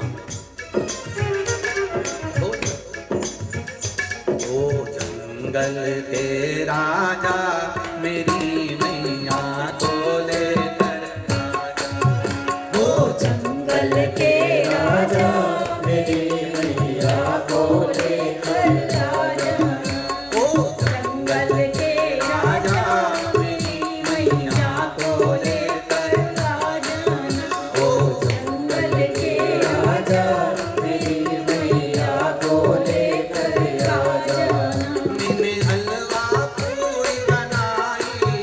मैंने हलवा पूरी बनाई, मैंने माता की जोत जगाई, मैंने माता की जोत जगाई, आके मुझे तो दरस दिखा ओ मंगल राजा मेरी मैया को लेकर ओ जंगल के राजा मेरी मैया को लेकर आजा, ओ जंगल के राजा मेरी मैया को लेकर आजा ओ जंगल के राजा मेरी मैया को लेकर आजा। माता कूद पड़ी और जो माँ कूदी महिषासुर के उस भैंसे पर सिंह चढ़ गया। माँ त्रिशूल लेकर जो कूद पड़ी कात्यायनी माता महिषासुर मर्दनी बन गई। महिषासुर मर्दनी बोल दुर्गा महारानी की जय, राजराजेश्वरी माता की जय, महिषासुर मर्दनी माता की जय। हर हर महा महादेव माता ने महिषासुर के प्राणों को हरा प्राण माँ जगत जननी जगदम्बा जगत धात्री दुर्गा भवानी मैया प्राणों को हर दी। समय आया आगे सुंदर भाव व्यक्त करा भगवान शंकर के सुंदर आनंद में भाव में। शिव महापुराण की कथा कहती है भगवान ओघड़दानी त्रिकालदर्शी कैलाशी शंभु जब नित्य लीला का स्मरण करते हैं समय आता है भगवान शंकर के कुछ अवतार माँ जगत जननी माता पार्वती के साथ में होते हैं। शिव महापुराण की कथा कहती है भगवान शंकर एक बार महाकाल बने तो पार्वती महाकाली बनी। शंकर एक बार तार बने तो माता तारा देवी बनी। भगवान शिव का एक अवतार बाल भुवनेश हुआ तो पार्वती भुवनेश्वरी बनी। शिव जी का एक अवतार श्री विदेश हुआ माता पार्वती श्री विद्या बनी। शिव जी का एक अवतार भैरव हुआ तो माता पार्वती भैरवी बनी। भगवान शंकर का एक अवतार छिन्न मस्तक हुआ तो माता छिन्न मस्ता बनी। शिव जी का एक अवतार धूमवान हुआ तो माता पार्वती धूमावती बनी। इस अवतार में छिन्न मस्ता जो माता है जब छिन्न मस्तक शिव जी हुए तो छिन्न मस्ता माता पार्वती। इस छिन्न मस्ता माता की कथा से हमको ये सीखने को मिलता है कि पार्वती जी की दो सहेलियां पार्वती जी के साथ स्नान करने गईं और स्नान करते समय उन सखियों को उन सहेलियों को भूख लगने लगी। देखिएगा जरा माता की कृपा देखिए, माता की दया देखिए, माता की करुणा देखिए। भूख लगी। फिर वही वाली बात आ गई जो अभी कथा में कही थी, जन्म उसने दिया है तो मृत्यु भी वही देता है, पेट उसने दिया है तो भर भी वही देता है, दूसरा कोई नहीं भरेगा, भरेगा वही। अगर उसने पेट दिया है तो भरने की जवाबदारी उसकी है। और वही हुआ। दोनों सखियां कहने लगी, हे पार्वती बहुत भूख लग रही है। पार्वती जी बोली, भूख? तुम अभी तो भोजन कर आई थे, तुमने अभी तो भोजन किया था और अभी भोजन करा और फिर वापिस तुम्हें भूख लगने लगी? हाँ पार्वती भूख लग रही है और बहुत तेज भूख लग रही है पार्वती। तब पार्वती ने देखा यहाँ से कहां से हम तुमको भोजन ला कर देंगे, इतने जंगल में, घने जंगल में कहां तुम्हारे लिए भोजन मिलेगा। तो माता पार्वती जी ने विचार कर अब करें क्या तुम्हारे लिए। तो माता पार्वती ने देखा, फिर सखियों ने कहा भूख लग रही है पार्वती, बहुत तेज भूख लग रही है।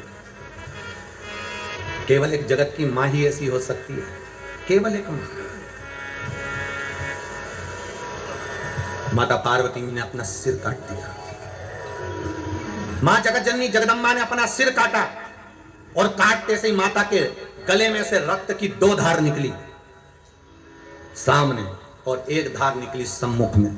मां जगत जननी ने अपना सिर काट के हाथ में लिया, सामने रक्त की धार निकली तो सखियों से माता कह रही है, लो तुम्हारा पेट भर देती हूं। दोनों सखियों ने मुंह खोला, माता का रक्त मां पिला रही है और सामने जो माता का शीश था उसमें भी रक्त की एक धार जा रही है। शिव महापुराण की कथा कहती है ये केवल एक माँ हो सकती है जो अपना रक्त भी अपने बच्चों को पिला देती है। वो माँ है, केवल एक माँ, वो दूसरी कोई नहीं हो सकती। उसी का नाम छिन्नमस्ता हुआ। और केवल एक कथा नहीं, यहाँ शंकर भगवान ध्रुमवान बने तो माता पार्वती ध्रुमावती बनी है। और ध्रुमावती माता का चरित्र उठाकर देखिए, जब माँ जगतजननी शंकर के पास में बैठी थी और भगवान शिव नेत्र बंद कर बैठे थे, 1000 वर्ष की साधना में शिव डूबे हुए थे और शंकर भगवान कहकर साधना में लीन हुए थे कि पार्वती अभी मैं उठूंगा नहीं, मुझे जगाना नहीं, मैं तब साधना कर रहा हूं। जैसे एक पति अगर नौकरी पर जाता है, सर्विस करने जाता है, तो कहकर जाता है मैं जा रहा हूं, फोन मत लगाना, मैं खुद फोन कर दूंगा वहां पहुंचते से, तो मुझे फोन मत लगाना। कई पत्नियों की बहुत आदत रहती फोन लगाने की, दिन भर उनके पास यही काम, क्या कर रहे हो, कहां हो, इतनी देर से फोन क्यों नहीं उठाया। मर रहा था वो तो हर 15 मिनट में, बस गाड़ी में अभी हाल बैठे, अभी थोड़ी सी दूर नहीं करूंगा फोन लगा दे, कहां हो, और पति कहते जहन्नुम में, तो बेचारा अभी बैठा गाड़ी में, अभी गया है, थोड़ी तो सब्र था, अभी बोल के गया कि मैं जा रही हूं, पांव पड़ के गया दिल्ली जा। अब काम भी करने देगी कि फिर फोन लगा देगा, गाड़ी से उतरे नहीं फोन, फिर थोड़ी देर में फिर फोन, बेचारा इतना दुखी हो जाए कि आखिरी में उसको फोन को भी वो कौन सा मोड होता है, फ्लाइट मोड पे डाल के रखना पड़ेगा, बंद कर दे इसको, तो जान थोड़ी देर बंद कर, और फिर नहीं उठे फोन, और फिर बाद में उठ जाए तो इतनी भयंकर गरजे, इतनी भयंकर। एक पति की पत्नी मर गई और पति अंतिम संस्कार कर आ रहा था, आते से एकदम बिजली कड़की, धम, जैसी बिजली कड़की, पति ने झुक कर प्रणाम करा, पहुंच गई। साथ वालों ने पूछा तुझे कैसे मालूम पहुंच गई, पति बोला नीचे भी गरजती थी, ऊपर जाते सी गरजी है, मतलब समझ में आ गया कि पहुंच गई, सही जगह समझ गए। एक पति की पत्नी मर गई, खूब रोया बेचारा, उसको ले जाने लगे, राम नाम सत्य कहते कहते। आम के पेड़ था, उसके नीचे से अर्थी निकल रही थी, आम के पेड़ पे कूद गया बंदर, जो डाल थी वो नीचे झुक गई, झुकते सी पत्नी की छाती पे दब गई, पत्नी जिंदा होके बैठ गई। जैसी पत्नी जिंदा होके बैठी, सब छोड़ के भागे, भूतनी जा गई, सब भाग गए। जिंदा रही वो 4-6 साल तक, 6 साल के बाद फिर मर गई। पति फिर रोया, पर रोया एक जगह बैठ के नहीं, कहीं यहाँ जाए रोता हुआ, कहीं वहां जाए, कहीं वहां जाए, कहीं वहां जाए। गांव के लोग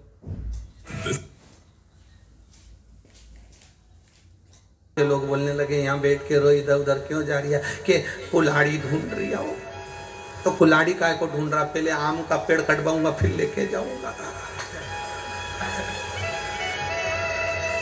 एक बार का भुगत चुका हूं, बड़ी मुश्किल से मौका मिला है पीछा छुड़ाने का, फिर जिंदा हो गई तो जो ज्यादा टेंशन देती है ना, तो पति लोग भी सोचते हैं कि भगवान कब मायके जाए। अभी तो लॉकडाउन चल रहा है, तो बेचारे पति उनकी भी आफत ही है, क्या कहे। अब शिव जी कहकर मौन हुए थे कि मैं चुप हो रहा हूं, मैं शांत हो रहा हूं, मैं नयन बंद कर बैठा हूं, साधना में लगा हूं। पार्वती आप मुझे जगाओगी ना, ठीक है। पार्वती ने कहा ठीक है, नहीं जगाएंगे। और पार्वती मैया बैठी थी, थोड़ी देर बाद गणेश जी आ गए, माँ भूख लगी, माता अंदर गई, भोजन साला में भोजन नहीं था। थोड़ी देर बाद कार्तिक आ गए, माँ भूख लग रही है, भोजन नहीं। थोड़ी देर बाद अशोक सुंदरी आ गई, शिव जी की बेटी, भोजन नहीं। फिर जया, विषहरा, सामरी वारी, दो तली, देव, शंकर की 5 लड़कियां और आ गई। मां भूख लगी है, भोजन नहीं। जैसे आपका घर है वैसे शंकर जी का घर है। कभी कभी अपने घर में भी कोई वस्तु नहीं रहती है, होता है कभी कभी। वैसे घर में बहुत सारा सामान पड़ा रहेगा, और कोई अतिथि आएगा तो हो सकता है सामान ना भी मिले, ये तो समय की बात है। नहीं मिला, भूख जम के पुकारा गणेश जी ने, कार्तिकेय ने, जया ने, विषहरा ने, सामरी वारी, दौतली, देव, अशोक सुंदरी, सब ने पुकारा, माँ भूख लग रही है। माँ ने शंकर जी के ऊपर 1 लोटा पानी चढ़ाया, भोलेनाथ बच्चे भूखे हैं, आप नेत्र खोलिए, कहीं से भोजन की व्यवस्था करिए, कहीं से भोजन ला दीजिए। शिव जी नेत्र नहीं, जब शंकर भगवान ने नेत्र नहीं खोले, पार्वती जी ने बार बार शंकर जी को पुकारा, पर शिव जी नेत्र नहीं खोलते, तो पार्वती ने देखा ये शंभू तो नेत्र नहीं खोलते, बच्चे भूखे हैं, मैं कहां से लाऊंगी। कुछ भाग माँ अपने बच्चों को कभी रोता हुआ नहीं देख सकती, कभी रोता हुआ नहीं देख सकती।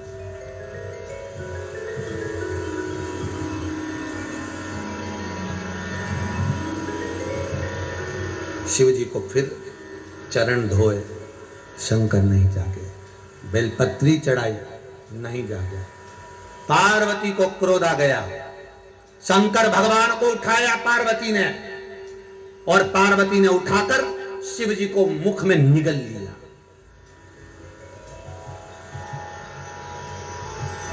और मां जगतजननी जगदम्बा पार्वती शंकर को निगल गई। जैसे ही निगली, माता के स्तनों में दूध आना प्रारंभ हो गया, और माता के स्तनों में जब दूध आया तो गणेश, कार्तिकेय और भगवान कन्याओं को मां जगतजननी ने पेट भरकर पिलाया। हाहाकार मच गया, शिव ना जाने कहां चले गए, शंकर नहीं दिख रहे, त्रिलोकी का नाथ नजर नहीं आ रहा। किसी ने कहा बच्चे भूखे थे, अपने बच्चों को भूखा कैसे देखती मां, इसलिए शिव को निगल गई जिससे स्तनों में दूध आ जाए। मां कलकत्ता में परसों कहा था, बच्चे भोजन कर लेते हैं और मां का पात्र खाली रह जाता है। पेट भरकर बच्चों को भोजन कराती है मां, खुद भले भूखी रह जाए।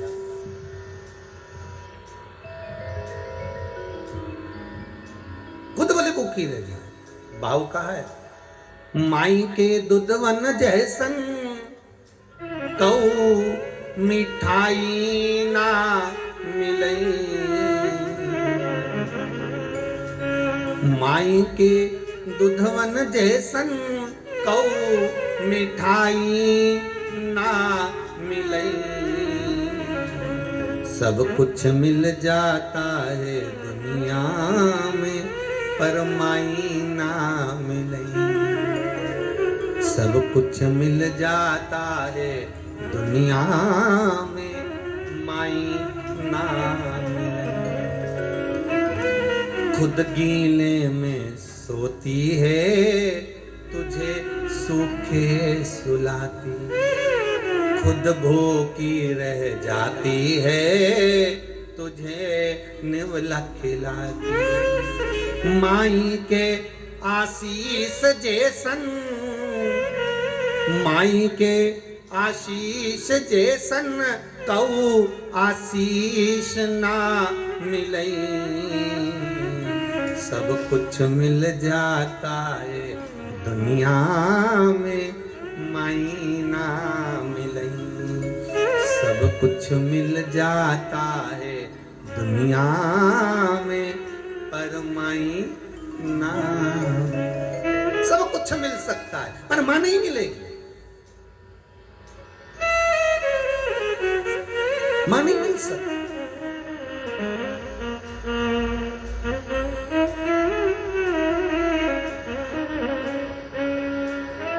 अरे भाई, करोड़ों की संपदा भी माता के चरणों में वार दो तो भी कर्जा नहीं चुका सकते तुम। गर्भ मोर छाले हीरा मोत्या से नजर उतार दूं। अगर मन हो, संपदा हो तो भी वार दोगे तो भी नहीं उसका आप कर चुका सकते।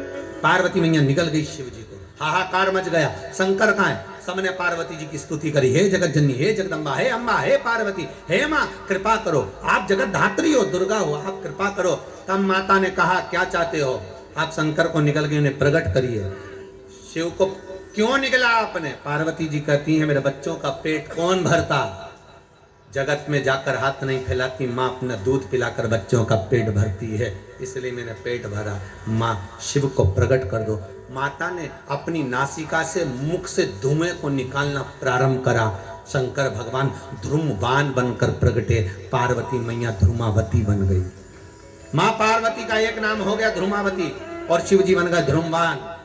10 अवतार में शंकर जी के पार्वती के साथ ध्रुमावना और ध्रुमावती का अवतार है।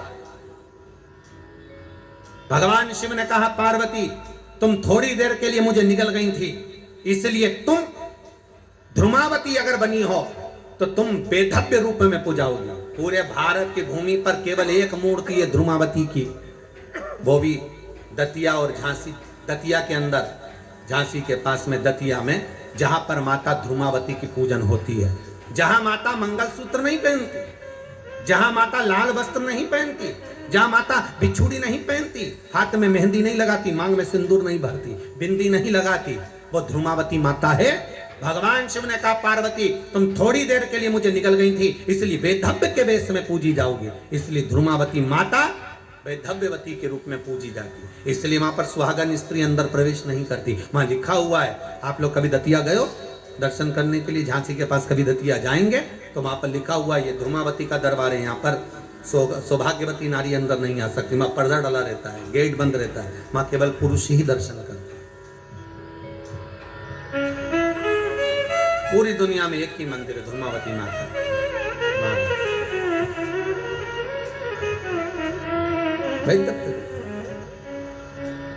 अपने बच्चों के लिए मां क्या ना कर दे, ये माता की करुणता है, ये माता का स्नेह, माता का प्रेम है, ये माता की वात्सल्य। शिव जी ध्रुमवान बने तो माता पार्वती ध्रुमावती बनी, शंकर भगवान बगला मुख बने तो माता पार्वती बगला मुखी बनी, भगवान शंकर मातंग बने तो पार्वती मातंगी बनी, और भगवान शंकर कमल बने तो माता पार्वती कमला बनी। शिव जी के ये 10 अवतार माता पार्वती के साथ में हुए, 10 अवतार शिव जी के पार्वती के साथ। आगे जो भगवान शंकर की सुंदर प्रसंगों का स्मरण कराया गया। एक बार भगवान हिरण्यकशिपु ने तप किया, वर प्राप्त करा, महाराज न दिन में मरूं, ना रात में, न अंदर न बाहर, न अस्त्र से न शस्त्र से, न नर से न पशु से, ना ही 12 महीने में मरूं, ऐसा वर दीजिए। ब्रह्मा जी ने तथास्तु कह दिया, वो तथास्तु वर मिला। और हिरण्यकशिपु ने उपद्रव मचाया है। हिरण्यकशिपु की पत्नी जो गर्भ से थी उसको इंद्र ले गए थे, इंद्र से नारद जी ने छुड़ा लिया था। नारद जी ने हिरण्यकशिपु की पत्नी को गर्भस्थ अवस्था में इतना ज्ञान दिया था, इतना ज्ञान दिया कि हिरण्यकशिपु की पत्नी के गर्भ से जो बालक हुआ उसने आते सी भगवान के नाम का एलान करा, उसका नाम प्रहलाद हो गया। क्या नाम पड़ गया? प्रहलाद। ये गर्भ का ज्ञान था प्रहलाद। और प्रहलाद गर्भ ज्ञान धारण करने वाले प्रहलाद जी महाराज गर्भ अवस्था में भगवत का इतना स्मरण करा कि हर पल हर क्षण हर घड़ी उनके मुख से केवल भगवान का ही भजन निकलता, केवल भगवान।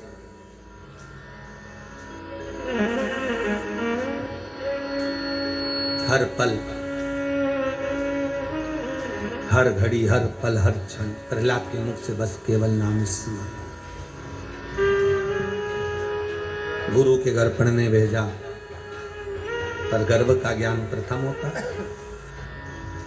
पहले गर्भवती माताओं के लिए घर की सास कहती थी थोड़ा सा भजन करा कर, बहुओं को बड़ा बुरा लगता है। थोड़ी माताएं कहती थी। और आज के जमाने में डॉक्टर को दिखाओ तो डॉक्टरनी बोल देती बेड रेस्ट, पलंग पे पड़ी रहो, टीवी देखती रहो, दिन भर चरती रहो, बेड रेस्ट। देख देख के नाटक, देख देख के गर्भ में जो बच्चा था उसने इतने नाटक देखे तो औलाद भी ऐसी नौटंकी पैदा हुई, ऐसी नाटक करने वाली औलाद पैदा हुई। गोदी में रखो तो चुप, नीचे छोड़ो तो पे पे करे। ऐसी कई बूढ़ी बूढ़ी माताएं भी फिर कह देती है, कहने में कोई मान चूके क्या, माताएं कह देती है हमारे भी 5-5 6-6 बच्चे थे बेटा, खिला दे पिला दे पटक देते, खेलते रहते, पर गजब की औलाद पैदा करी जगदम्बा, तू नहीं पैदा करी, तेरे बराबर किसी ने नहीं पैदा करी ऐसी औलाद। राम सास उन भी हाथ पैर जोड़ लेती, ऐसी औलाद के तो तुम ही संभालो, सास के सारा काम में कर लूं पर औलाद तुम ही संभालो तुम्हारी, क्योंकि नाटक देख के पैदा हुई है ना। पहले सास से पूछे उसकी औलाद कैसे हुई थी तो क्या भगवत भजन कर राम करते, तुलसी जी में पानी डालते, भगवान का भजन करते, संत आते उनकी सेवा करते, ब्राह्मण आते, गुरुजन आते, भोजन करते, उनके लिए भोजन बनाते, रोज भगवत चर्चा करते। हमारी सास भगवान का भजन करती, स्मरण करती। और सास जब हम गर्भ में रखते बच्चों को तो सास हमसे ज्यादा काम कराती, जाओ झाड़ू लगाओ, पोछा लगाओ, चक्की करो, ये करो वो करो। जमाने से हटकर बेबाक है मेरा सिग्नेचर।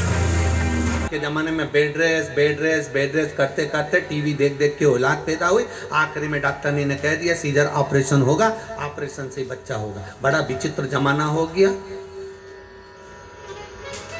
सीजर के बिना कोई आता नहीं है, वेंटिलेटर के बिना कोई जाता नहीं है। बड़ा गजब का जमाना हुआ। ऑपरेशन के बिना आएंगे नहीं और वेंटिलेटर के बिना जाएंगे नहीं। बड़ा विचित्र। पहले के जमाने में मरना भी सस्ता था और पैदा होना भी सस्ता था, पैसा ही नहीं लगता था। पैदा होने में भी पैसा नहीं लगता था और मरने में भी पैसा नहीं लगता था। आज के जमाने में दोनों में पैसा लगता है। पैदा हुए ऑपरेशन से तो पैसा लग गया 25-50 हजार रुपए, और मरे तो फिर वो वेंटिलेटर का खर्चा तो हमें मालूम ही होगा, 1-1.25 लाख 1.5 लाख तो हो ही जाता है। मरने पे भी खर्चा होगा।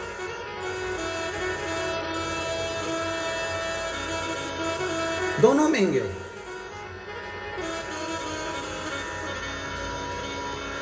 और अगर डॉक्टर को नहीं दिखाओ और अम्मा का कहना मान के रह जाओ तो पत्नियां पति के प्राण खा जाए। तुम तो पैसे जोड़ जोड़ के मर जाओ, हमारी तबीयत खराब, तुम तुम्हारी अम्मा के कहने पे चल रहा है। हमें डॉक्टर तक को नहीं दिखा रहा है तो बेचारा गाड़ी पे बिठा के ले गया, बुलेट पे चल ले जाओ दिखाया। जब डॉक्टर के दिखा दिया सुख चैन मिल गया, सुख चैन। कोई पूछ रहा था गुरुजी बच्चों को इतनी बीमारी हो जाती है ना, जरा जरा से बच्चों को कभी सर्दी हो रही, कभी बुखार आ रहा, कभी सांस चल रही, कभी कुछ हो रहा, इतने बच्चे बीमार होते। पहले तो होते ही नहीं थे। हमने कहा पहले बच्चे जन्म लेते थे दादी के घर में, नानी के घर में। बच्चे जहां पैदा होते हैं उसको उस जगह से लगाव होता है, उस जगह से लगा। नहीं तो ये जो कथा हो रही है मुंबई में हो जाती, पर ये जिस जगह में पैदा हुए उस जगह से लगाव होता है। बच्चे दादी के घर में पैदा हुए तो दादी से प्रेम होता है, नानी के घर में पैदा होते तो नानी से प्रेम होता है। तो जहां प्रेम होता है बच्चे दौड़ दौड़ के नहीं जाते। इसलिए पहले के जमाने में बच्चे दादी के घर दौड़ दौड़ के जाते थे, नानी के घर दौड़ दौड़ के चले जाते थे। आज के जमाने में बच्चे हॉस्पिटल में पैदा होते तो डॉक्टर सिस्टर से प्रेम बहुत होता है, इसलिए हर 15 दिन में लेके जाना पड़ता है। ये तो प्रेम की बात है, ले जाओ उनको दिखाने। और जैसे ही डॉक्टर की सीढ़ी पे चढ़े वो बच्चा ठीक, तुम देखना अच्छा न दवाई ना भाई, डॉक्टर ने हाथ लगाया ना उतनी देर में बीमारी अच्छी हो जाती है, उतनी देर में बस। क्योंकि पैसा लगना है ना, वो पैसा लगा और तुम क्लीन हुए, तुम बढ़िया हुए हो जा।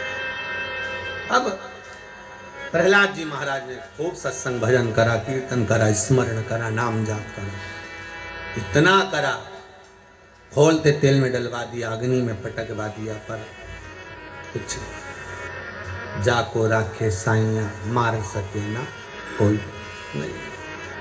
अंत में पूछ लिया क्या इस खंबे में तेरा भगवान? हाँ।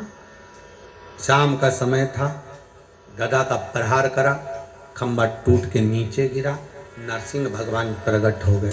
जैसे ही नरसिंह भगवान प्रकट हुए हिरण्यकशिपु को पकड़ कर ले गए। ना नीचे मरे, ना ऊपर मरे, ना अस्त्र से मरे, ना शस्त्र से मरे, ना दिन में मरे, ना रात में मरे, ना नर से मरे, ना पशु से मरे, ना ही 12 महीने में मरे। भगवान नरसिंह बनकर प्रगटे, हिरण्यकशिपु को फाड़ दिया, हाथों को निकाल कर धारण कर लिया। हिरण्यकशिपु जैसे ही मरा, प्राण छूटे, नरसिंह भगवान आनंद कर गए। देवताओं ने पुष्पों की वृष्टि कर आनंद समाहित हो गए। पर यहां तक की कथा तो भागवत में आपने सुनी है, पर भागवत के अलावा नरसिंह भगवान की कथा यहाँ क्यों लिखी गई उसका एक कारण था। भगवान नरसिंह को इतना क्रोध आया कि जहां जाते थे वहां तोड़ फोड़ कर जाते थे। बैकुंठ में गए तो बैकुंठ को तोड़ दिया, ब्रह्मलोक में गए तो ब्रह्मा जी भग गए, इंद्रलोक में गए तो इंद्र जी भग गए, सारे सिंहासन तोड़ देते, सामान तोड़ देते। इतना क्रोध नरसिंह भगवान को भरा हुआ था, इतना क्रोध भरा था। सारे देवताओं ने जाकर भगवान शंकर के चरणों में निवेदन करा, हे शंकर, हे त्रिकालदर्शी, हे कैलाश बाबा कृपा करो, हे भोले करुणा। सारे देवता खड़े हैं, शंकर भगवान पार्वती के साथ, नंदी भृंगी श्रृंगी, गले में सर्प सब विराजमान, और बाबा की स्तुति। अजब है भोलानाथ ये दरबार तुम्हारा, दरबार तुम्हारा। भोलानाथ ये दरबार तुम्हारा, दरबार तुम्हारा। अजब है भोलानाथ ये दरबार तुम्हारा, दरबार तुम्हारा। अजब है भोलानाथ ये दरबार तुम्हारा, दरबार तुम्हारा। भूत प्रेत नित करे चाकरी, सबका यही गुजारा। भूत प्रेत सब करे चाकरी, सबका यहाँ गुजारा। अजब है भोलानाथ ये दरबार तुम्हारा, दरबार तुम्हारा। अजब है भोलानाथ ये दरबार तुम्हारा, दरबार तुम्हारा।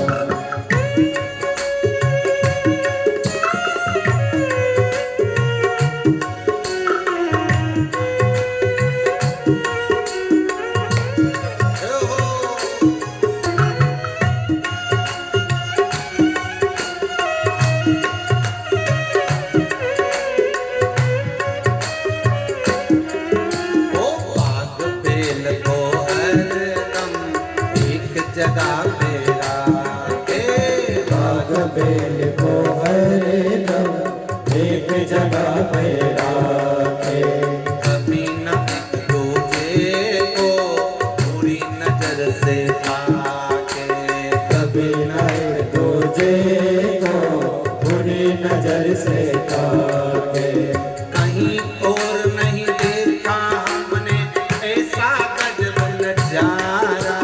कहीं और नहीं देखा हमने ऐसा गजब नजारा। ओ गजब है भोलानाथ दरबार तुम्हारा, दरबार तुम्हारा।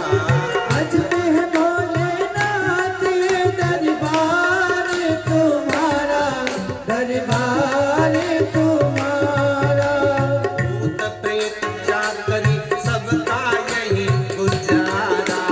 भूत प्रेत नित करे चाकरी, सबका यहाँ गुजारा। ओ गजब है भोलानाथ दरबार तुम्हारा, दरबार तुम्हारा। अजब है भोलानाथ ये दरबार तुम्हारा, दरबार तुम्हारा। भोले भंडारी भोला के त्रिपुरारी। रखियो लाज हमारी गौरा के त्रिपुरारी। रखियो लाज हमारी गौरा के त्रिपुरारी।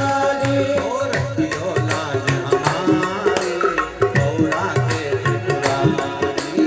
रखियो लाज हमारी गौरा के त्रिपुरारी। हर महादेव। देवताओं ने स्तुति करी, शंकर भगवान कृपा करिए ये नरसिंह भगवान का क्रोध शांत कर दीजिए। भगवान शंकर ने कहा मैं शरम्भ पक्षी का रूप धारण करूंगा, उड़ते हुए जाऊंगा, नरसिंह भगवान को उठाकर अलखनंदा में ले जाकर डाल दूंगा, उनका गुस्सा शांत हो जाएगा। भगवान शरम्भ पक्षी का रूप धर कर गए। शंकर भगवान ने शरम्भेश्वर महादेव बनकर गए और उड़कर नरसिंह भगवान को ले जाकर पंजे में पकड़कर ले जाकर अलखनंदा नदी में डाला। तब जाकर उनका क्रोध शांत हुआ। शिव जी का एक नाम हो गया शरम्भेश्वर महादेव। कौन सा नाम पड़ा? शरम्भेश्वर। बोल शरम्भेश्वर भगवान की। किसी के क्रोध को शांत करने के लिए शरम्भेश्वर महादेव का स्मरण किया जाए। क्रोध शांत करना। कभी कभी ब्लड प्रेशर भी अगर ऊंचा जाता हो तो काली तिल्ली शंभेश्वर महादेव का नाम लेकर शिव जी पर चढ़ा देने पर भी ब्लड प्रेशर कंट्रोल में रहता है, हाई नहीं होता। शंभेश्वर महादेव, अगर काली तिल्ली भी नहीं हो तो केवल शंभेश्वर महादेव की एक माला रोज प्रतिदिन कर लो तो भी ब्लड प्रेशर बीपी लेवल में रहता है। शंभेश्वर महादेव भगवान शिव शंभेश्वर महादेव बने। आगे सुंदर व्याख्यान वर्णन आया श्री तुमरुका जी से। चंचुला देवी ने कहा कि वो 12 ज्योतिर्लिंग का स्मरण कराएं जिसको सुनकर मेरे पति को मोक्ष पद प्राप्त हो। कथा श्रवण कराई। प्रथम नंबर पर सोमनाथ जी का व्याख्यान वर्णन किया। दक्ष प्रजापति का श्राप लगा था चंद्र को कि तुम एक पत्नी में स्नेह रखते हो, बाकी की पत्नियों को देखते तक नहीं, तुम्हारी काया छिन्न होगी। काया छिन्न हुई। चंद्रदेव ने जाकर देवऋषि नारद से पूछकर भगवान का अनुमोदन करा। तब भगवान शिव की कृपा से चंद्रदेव की काया ठीक हुई। भगवान शंकर का वहां पर प्रागट्य हुआ। तो यहाँ सोमेश्वर महादेव भगवान। Thank you. इस साधारण प्राइमर को देश की वाइट नन आया श्री मल्लिकार्जुन। कार्तिकेय बाबा रुष्ट होकर चले गए थे, जिनको मनाने के लिए माता पार्वती शिव ने जाकर मनाया श्रीशैलम पर। ये वही श्रीशैलम है जहां पर माता सरस्वती को शंकर भगवान ने नाट्य लीला का स्मरण कराया। कार्तिकेय जी को मनाया, वहीं पर भगवान मल्लिकार्जुन के रूप में विराजमान हुए। तीसरा वर्णन आया है महाकाल। दूषण नाम के राक्षस जो ब्राह्मण के बच्चों को निचोड़कर उसका रक्त पीते थे, उस दूषण नाम के राक्षस का संहार भगवान शंकर करने के लिए पधारते। पर शिवजी ने देखा इसको वर है, ये 84 रूप रख सकता है। तो भगवान शंकर ने देवताओं से कहा, ब्राह्मणों अगर तुमको अपने बच्चों के प्राण बचाना है तो तुम्हें मेरी बहन को बुलाना पड़ेगा। शंकर जी की एक ही बहन थी जिसका नाम था क्षिप्रिया। क्या नाम था? क्षिप्रिया। शिवजी ने कहा अगर क्षिप्रिया आएगी तो मैं इस दूषण नाम के राक्षस को जब मारूंगा तो इसका रक्त पानी में गिरेगा तो रूप नहीं रख पाएगा। तो क्षिप्रिया को बुलाया। क्षिप्रिया श्रृंगार करने गई और क्षिप्रिया श्रृंगार कर कर पानी के रूप में आती। उससे पहले शंकर जी ने दूषण नाम के राक्षस को मारा, उसके 84 रूप हो गए। क्षिप्रिया नहीं आ पाई। क्षिप्रिया नहीं आई। देवताओं ने फिर आवाहन करा तो क्षिप्रिया पानी के रूप में बहकर छिपरा के रूप में आई और आते से ही भगवान शंकर के 84 खंड कर दिए। और 84 खंड भगवान शंकर के करे तो भगवान 84 रूप धारण कर कर दूषण नाम के राक्षस का संहार करे। पूरी भारत की भूमि में केवल उज्जैनी नगरी कैसी है, छिपरा का तट, जहां पर शंकर भगवान अपनी बहन क्षिप्रिया के साथ में विराजमान है और 84 रूप में विराजमान। 84 महादेव छिपरा के तट पर विराजमान। भगवान कालों के काल महाकाल बने। अगला वर्णन आया ओमकारेश्वर। विंध्य नामक पर्वत के लिए भगवान ओम का नाद करते हुए स्मरण कराए। भगवान ओमकारेश्वर के रूप में विराजमान हुए। अगला वर्णन आता है श्री केदारनाथ जी। भगवान नर नारायण के कहने पर वहां पर विराजमान होते हैं, आशीर्वाद देते हैं। फिर अगला वर्णन आया भीमा शंकर। कुंभकर्ण की धर्मपत्नी करकटी के गर्भ से एक बेटे ने जन्म लिया जिसका नाम भीम था। उसको मालूम पड़ा कि मेरे पिता को देवताओं ने मारा, देवताओं से बदला लिया। भगवान शंकर की याचना देवताओं ने करी, तब जाकर भगवान शंकर आकर भीम का संहार करे। शिव जी का नाम भीमा शंकर हुआ। अगला वर्णन आया है काशी विश्वनाथ, जिनका चरित्र आपको पहले भी सुनाया। मनु शत्रुपा ने तत् कर कर शिव जी का आवाहन करा। शनि महाराज ने शिवलिंग की स्थापना करी। काशी में आकर भगवान विराजमान हुए विश्वनाथ बनकर। अगला वर्णन आया है त्र्यंबकेश्वर। गौतम बाबा पर गौ हत्या का दोष लगा। माता अहिल्या ने पुकारा भगवान ब्रह्मा विष्णु महेश को। भगवान 3 लिंग के रूप में विराजमान हुए, त्र्यंबकेश्वर के रूप में विराजित, गौ हत्या के दोष से मुक्त करा। अगला वर्णन आया है श्री वैद्यनाथ जी। रावण भगवान शिव को लेकर जा रहे थे। संध्या होने के कारण आदि कर्म करना था, शिव जी को भूमि पर रख दिया, उठे नहीं। भगवान वैद्यनाथ के रूप में विराजमान हुए। अगला वर्णन आया है नागेश्वर। भगवान दारुक नाम के राक्षस का संहार करने के लिए भगवान नागेश्वर बनकर प्रकट हुए। अगला वर्णन आया है श्री रामेश्वर। राम जी महाराज लंका पर चढ़ाई करने से पहले शिवलिंग की स्थापना करते वही रामेश्वर शिवलिंग का निर्माण किया। अगला ऐसे ओघड़दानी त्रिकालदर्शी कैलाशी शिव के 12 ज्योतिर्लिंग के प्रसंग को जब सुना, प्रेत योनि से बिंदुक छूट गया। भगवान शंकर ने अपनी रुद्राक्ष की माला उतार कर तुमरुका जी को प्रदान कर दी। मस्तक के बेलपत्र उठाकर शिव पोथी को समर्पित कर दी। भगवान शंकर कहते हैं तुमरुका जी आपने मुझे शिव महापुराण की कथा का रसास्वादन कराया है, आपने रसास्वादन कराया, मांगो तुम्हें क्या चाहिए। तुम रुका जी कहते हैं बस भोलेनाथ इतनी कृपा कर दो, शिव महापुराण पर जितने दिन तक बेलपत्र चढ़े वो औषधि का काम करे, और विराम के दिन जब बेलपत्र चढ़े तो वो कुबेर का भंडार भरे, लक्ष्मी का भंडार भरे। ऐसी कृपा दृष्टि बनाकर रखी। भगवान ओघड़दानी त्रिकालदर्शी कैलाशी भूत भावन भूतेश्वर भगवान शंकर की ऐसी करुणा, ऐसी कृपा विश्वनाथ की। आज शिव महापुराण पर चढ़ी हुई बेलपत्र आप सब जो प्राप्त करेंगे वो लाल वस्त्र में आनंद से उसको संजो कर रखेंगे। बाबा कुबेर का भंडार भरने वाले, आनंद देने वाले। शिव महापुराण की ये कथा भाव भक्ति से, आनंद से आज विराम की ओर जा रही है।